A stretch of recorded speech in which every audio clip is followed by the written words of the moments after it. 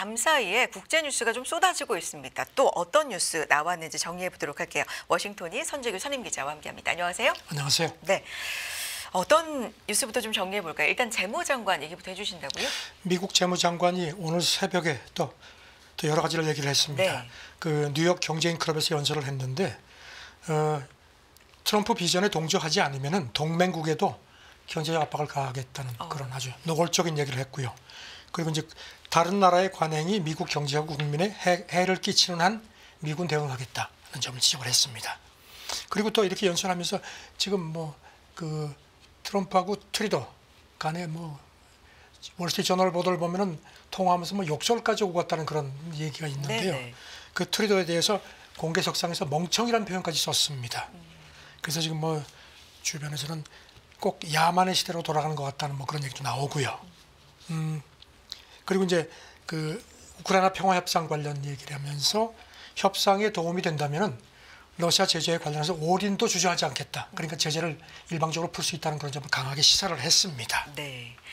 전반적으로는 어쨌든 이 트럼프 대통령의 비전 정책에 동조하라라고 강하게 그렇죠. 노골적으로 좀 압박을 한 얘기들을 한 거네요. 관련된 얘기 또 하나하나 좀 짚어보겠습니다. 먼저 관세에 대한 얘기인데 미국, 멕시코, 캐나다 협정 그러니까 USMCA에 해당하는 모든 것에 관세를 내지 않아도 된다는데 동의했다. 그러니까 현실적으로 유예를 확정한 거네요. 이게 굉장히 복잡하죠. 네. 그러니까 이렇습니다. 그 미국이 이게 트럼프 일기 때 2021년에 그 납타를 이제 바꿔서 미국, 멕시코, 캐나다 협정으로 바꿨죠. 이제 그게 있는데 아시다시피 이제 미국이 캐나다하고 멕시코에 25% 보편 관세를 부과하려고 하다가 한 달 늦췄다가 이제 며칠 전부터 부과를 했죠. 네. 그게 이제 그렇게 되면 USMCA에 있는 거하고 충돌이 되는 겁니다. 거기 면세 조항이 있거든요. 그러니까 이제 안 되겠다 싶었든지 이제 백악관에서 이제 수기를 한 것 같습니다. 그래서 트럼프가 오늘 새벽에 그 자기 트루 소셜에 그 쉐인바움 멕시코 대통령하고 통화했다. 굉장히 아주 그 협조적이고 그래서 그 존경심에 대해서 그 이 USMCA에 해당하는 부분에 대해서는 한 달 동안 관세를 내지 않아도 되기로 합의를 했다. 이렇게 밝혔습니다. 자동차에 이제 관세 적용을 유예한다. 근데 이제는 대부분의 그렇죠. 제품에 대해서. 네. 그렇게 하고 나서 그런데 그렇게 되면 이제 USMCA는 멕시코도 그렇지만 캐나다도 똑같이 적용이 되거든요. 네. 그런데 캐나다에 대해서는 어떻게 할지에 대해서 아무 얘기도 하지 않았습니다. 그러다가 조금 전에 백악관에서 캐나다도 해당된다. 그리고 이제 덧붙이기를 자동차 같은 경우는 이제 한 달 후에 이제 25% 지금 적용이 이제 지금 안 된다고 했는데 자동차는 아니다. 한 달 이후에는 그대로 적용을 한다. 이것도 사실 USMCA에 저촉이 되는 겁니다. 네. 지금 상태에서는요. 그러니까 이제 그 동안에 자기가 집권하면은 이 USMCA를 개정하겠다는 뜻을 여러 번 밝혔는데 그래서 지금 그거에 앞서서 이제 하려는 것 같은데 잠깐 하나 더 설명드리면요. 네. 이 USMCA가 2021년에 발효가 됐는데 16년입니다. 원칙적인 기간이. 그리고 6년마다 재협상하기로 되어 있으니까 네. 그 첫 재협상 기간이 내년입니다. 그러니까 이제 내년을 앞두고 이렇게 관세를 높여서 기정사실화 하려는 게 아니라는 그런 관측들이 많습니다. 그런 또 배경이 있는 게 아니냐라는 관측이 있고요.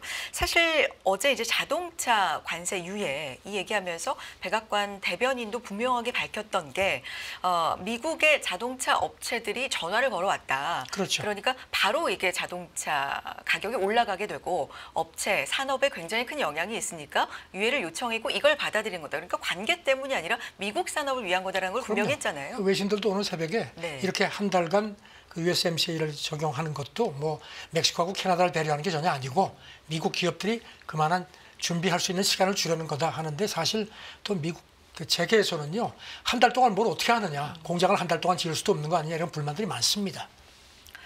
계속 유예 이렇게 얘기는 나오고 있는데 이게 그리는 큰 그림이 뭔지 사실 이것도 이제 점점 좀 궁금해집니다. 네. 아까 말씀드린 것처럼 이제 내년에 USMCA 첫 재협상이 있는데 그걸 앞두고 관세를 좀 높여서 그거를 밀어붙이려는 그런 것 같은데요. 지금 보면은 이 아까 욕설 뭐 말씀드렸는데 월스트리트저널 그러니까 트럼프는 그 트리도하고 통하고 나서 사실은 관세를 발효하기 직전에 트리도가 전화를 요청을 했는데 받지 않았다고 합니다. 네. 그런데 이제 그리고 나서 관세가 발효되고 나서 이제 받긴 받았는데 트럼프는 뭐 건설적인 얘기를 했다고 이렇게 밝혔지만 월스트리트저널이 이제 미국하고 캐나다 정부 소식통을 이어서 전한 걸 보면은 굉장히 험악했던 모양입니다. 막 욕설까지 오고 갔다는 겁니다. 물론 확인된 건 아닙니다. 당시에는 분위기 괜찮았다 이렇게 전해졌었는데 사실은 좀 굉장히 격앙되게 뭐 욕까지 오고 갔다 뭐 이런 게 예. 이제 좀 전해진 거예요. 그리고 또 캐나다가 온타리오 주지사가 자기가 지난달까지 워싱턴 DC를 여러 번 왔다 갔다 하면서 네. 트럼프 쪽 사람들을 만났는데 이 사람들도 트럼프가 도대체 어떻게 할지를 잘 모르는 것 같더라. 그렇게 얘기를 했습니다. 네. 그러면서 트럼프가 자고 나면 꼴대를 바꾼다. 아주 원색적으로 비판했습니다. 네. 그래서 그런지 로이터가 방금 이렇게 표현을 했습니다. 사이코 드라마를 보는 것 같다. 이렇게 표현을 했습니다.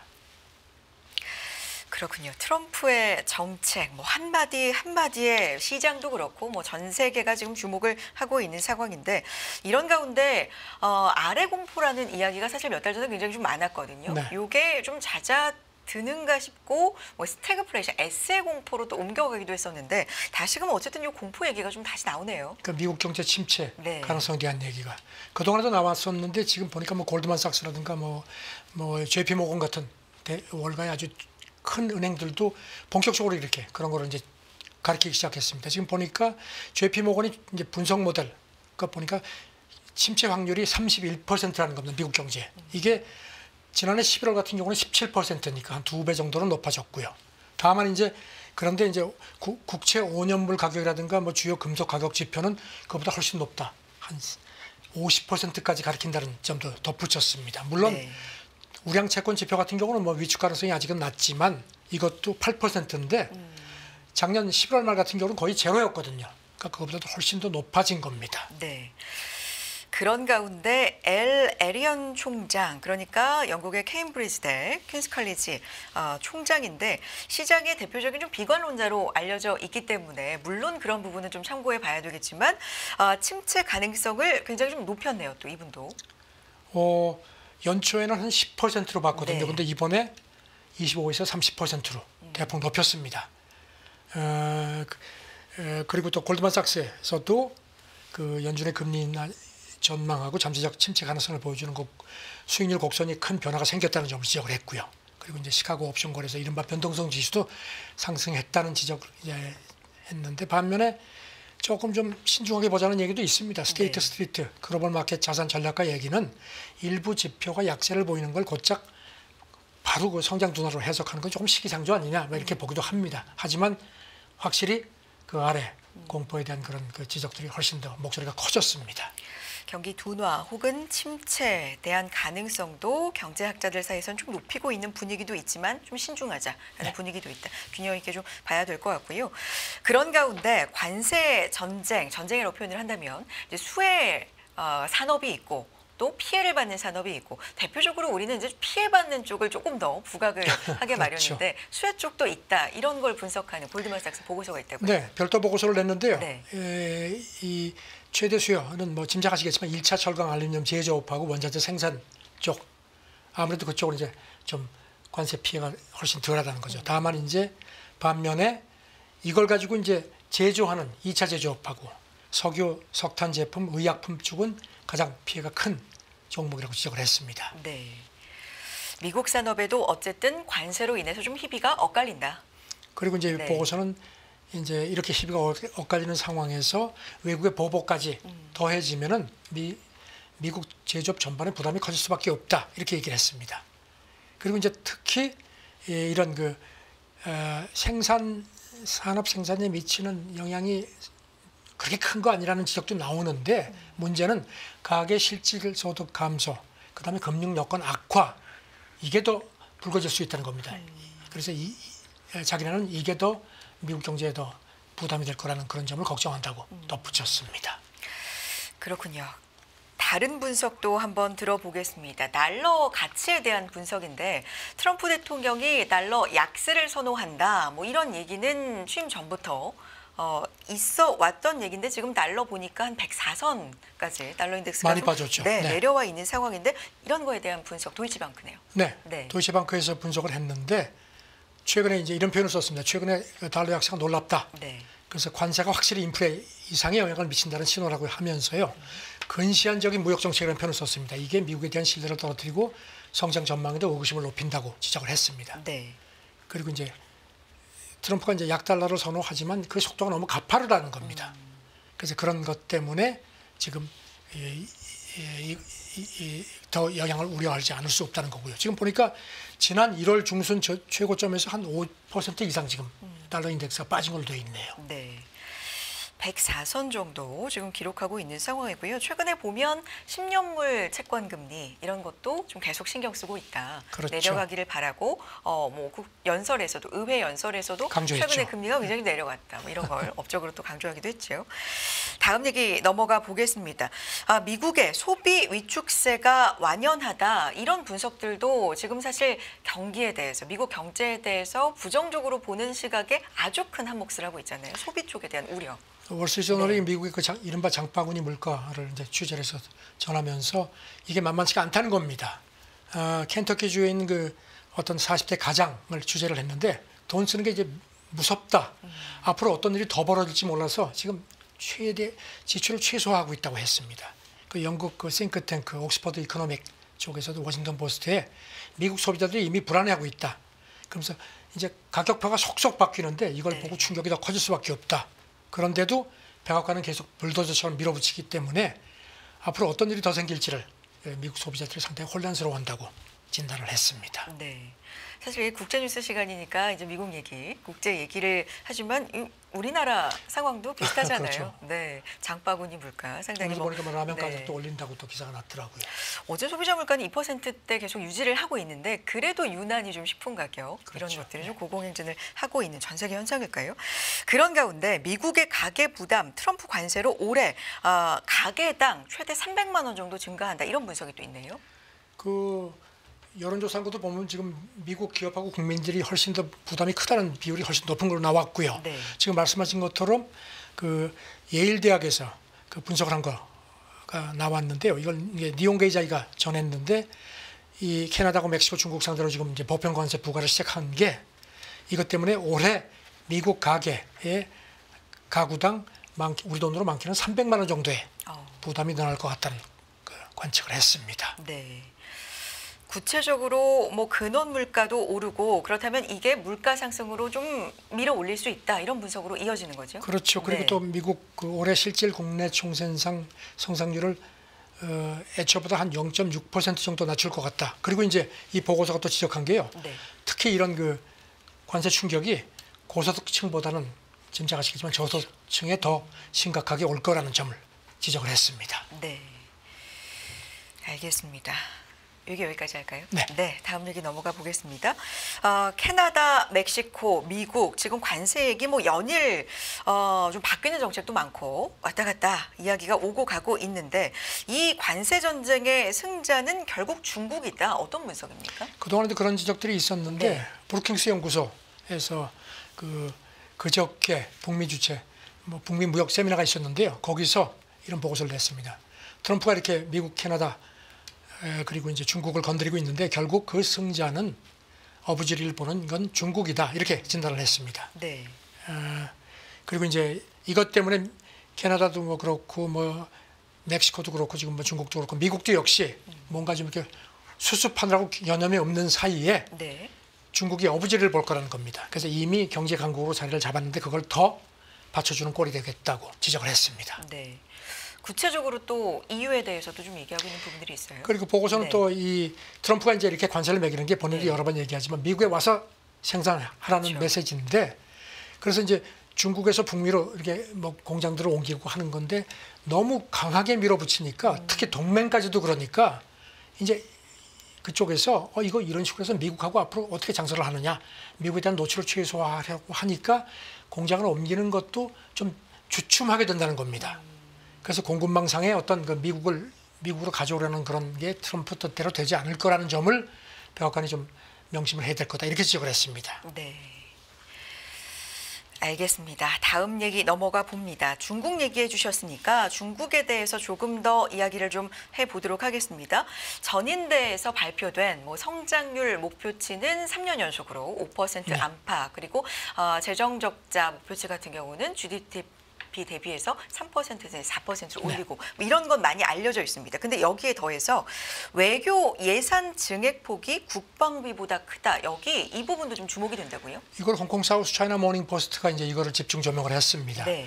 올해 외교 예산 증액폭이 국방비보다 크다는 겁니다. 그래서 트럼프의 그 고립주의하고 대비가 되고 중국이 이제 외교적으로 좀 더 뭔가 좀 더 적극적으로 파고들려는 그런 걸 뒷받침한다는 분석입니다. 어제 중국 재정부가 전인대에서 그 이제 정부 예산 보고하면서 올해 외교 예산을 이제 작년보다 8.4% 늘려서 우리 돈으로 한 12조 8천억 원 정도로 발표를 했습니다. 네. 지난해 같은 경우는 증액폭이 6.6%. 이제 참고로 그 국방비 증액폭은 3년째 7.2%. 그러니까 올해는 국방비 증액폭보다 외교 예산 증액폭이 더 이게 확대된 겁니다. 네. 그래서 이게 지금 미국과의 뭐 갈등 와중에 좀 주목되는 부분이다. 여기 대해서 외교적으로 이창 돈을 총리도 줬습니다. 네. 그 어제 그 전대 보고에서 네. 이렇게 표현을 했습니다. 독립적 자주적 외교를 견지하며 평화 발전의 길을 계속 걸을 거다. 그리고 중국이 국제사회하고 계속 협력해서 질서 있고 다극화된 세계, 그다음에 포용적 경제적 세계화를 촉진할 거다. 그렇게 얘기를 해서 이제 미국이 이렇게 고립주의로 가는데 우리는 그렇지 않다는 점을 차별화 부분에 강조를 했습니다. 1대1로 협력에 대한 표현도 좀 바뀌었다고 하는데 어떤 의미가 있습니까? 이 사우스 차이나 모닝 포스트가 이렇게 지적을 했는데요. 작년 같은 경우는 1대1로 협력에 대해서 강화라는 그 단어를 이제 부각시켰는데 올해는 중점 추진으로 바꿨다는 겁니다. 물론 뭐 보기에 따라 시각이 다르지만 이제 1대1에 대한 어떤 그 비판적인 시각이 많아서 그런지 그리고 이제 미국이 이렇게 트럼프가 막 밀어붙이니까 네. 우리는 좀 이렇게 끌어안겠다는 그런 의미를 더 주는 게 아니냐는 분석입니다. 네. 그래서 글로벌 사우스에 대한 영향력을 더 키우겠다는 그런 의지를 시사한 걸로 풀이를 했습니다. 네. 미묘한 변화지만 여기에서도 뭔가 읽히는 게 있다라는 말씀이시고요. 여기 대해서 그 네. 이 중국 인민대학 교수 얘기가 중국이 자체 경제에 집중하면서도 대외적으로 더 많은 공공재 제공에도 노력한다는 점을 보여주려는 거다. 이렇게 또 지적을 했습니다. 네.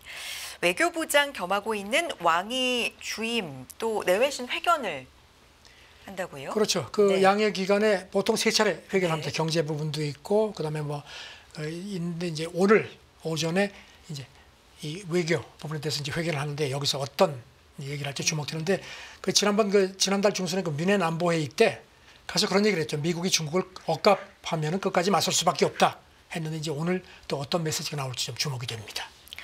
알겠습니다. 지켜보겠고요. 최근에 이제 굿모닝 포메스 이번 주에 특히나 좀 중국 얘기를 저희도 많이 뒷부분 이제 시간 통해서 좀 전해드리고 있습니다. 물론 양회 기간이기도 하고 중국의 뭐 증시 상황이나 여러 가지 경제 상황을 보면 이전과는 좀 다른 것들이 포착이 되는지 이런 부분을 이제 여러분의 전문가들의 의견을 좀 저희도 듣고 전해드리고 있는 상황인데 시진핑 주석을 보면 이전과는 다른 어떤 자신감이 보인다. 그런데 그게 딥시크나 이런 AI, 테크 부분에서 좀 비롯된 거 아닌가라는 분석들도 있나 봐요. 지난번에 그 기업 CEO들하고도 막 간담회. 얘기할 때 네. 적극적으로 밀어주겠다 그렇죠. 뭐 이런 얘기를 했는데 여기 네. 대해서 이제 프랑스 르몽드하고 파이낸셜 타임스가 시진핑이 이렇게 요 사이에 이렇게 보면은 좀 자신감이 있는 것 같다는 겁니다. 그래서 말씀하신 것처럼 딥시크 돌풍도 있고 그다음에 비아디가 중국에서 테슬라 제쳤죠. 그다음에 그 휴머노이드 로봇도 엄청나게 또 아주 기술 발전 같은 것도 과시를 했죠. 그래서 네. 이제 이런 것들 해서 시진핑이 조금 자신감을 가진 것 같다. 그리고 이제 특히 예전에 덩샤오펑이 동풍이 서풍을 압도할 거다. 네. 하지만 그 전에는 우리가 좀 뭔가 감추고 있자고 했는데 이제는 그런 발언을 이제 강조하면서도 거기다가 이제 중국 내에서 이런 얘기가 있다는 겁니다. 동쪽은 뜨고 서쪽은 쇠퇴한다는 건데 이제는 아예 중국은 뜨고 미국은 진다. 이런 표현까지 나온다는 겁니다. 네. 그래서 확실히 시진핑이 뭔가 좀 더 특히 미국과의 그 백공 경쟁에서 좀 자신감을 갖는 것 같다. 특히 IT 쪽에서 그런 얘기를 지적을 합니다.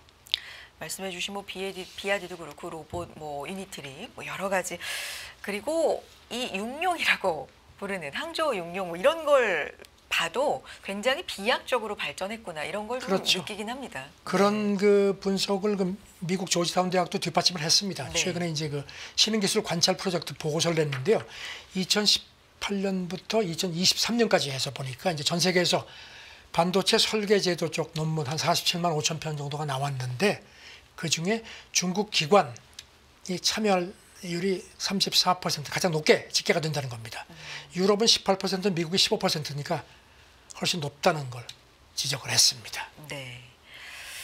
그렇군요. 알리바바 같은 경우도 어제 이제 중국 시장에서 좀 큰 폭으로 올랐는데 가성비를 강조한 또 신제품을 내놨는데 정말 이제 중국 기업 IT 쪽으로의 열풍 이게 언제까지 좀 지속될지 지켜볼 필요가 있을 것 그래서 같고요. 그런지 어제 네. 그 국가발전개혁위원회 주임이 베이징에서 회견하면서 이른바 그 창업 투자 기금을 만들겠다 하는데 한 우리 돈으로 한 200조 원 정도 규모. 그러니까 인공지능, 양자과학, 뭐 수소 배터리 같은데 첨단적으로 이제 창업 지원하겠다는 겁니다. 이 사람은 이거를 창업 항목급 펀드라고 표현을 했다고 하는데 그래도 지금 보면은요 이게 과연 중국이 거창한 거는 많이 내놓는데 이게 과연 계속 유지가 되겠느냐.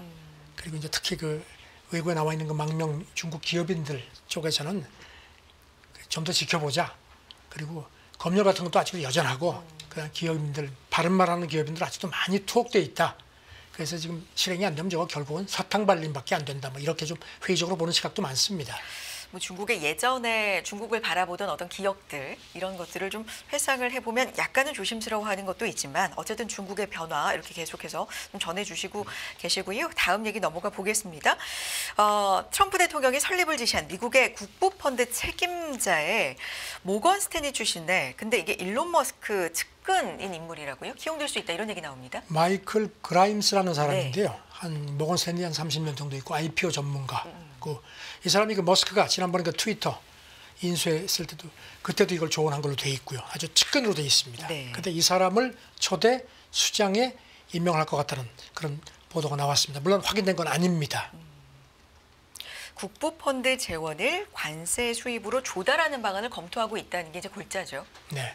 근데 지금 이제 국부펀드는 아시다시피 중동이나 아시아에서 주로 운영을 하고 이제 주로 재정 흑자국에서 운영을 하는데 미국 같은 경우는 지금 뭐 재정 적자가 만만치 않은데 이게 제대로 되겠느냐? 물론 대외 수입청을 만들어서 이제 관세를 얻어서 그걸로 충당을 한다고 하는데 회의적인 시각이 많습니다. 그래서 지금 의회하고 미국 대중이 감시를 더 강화해야 한다는 그런 지적도 나옵니다. 네.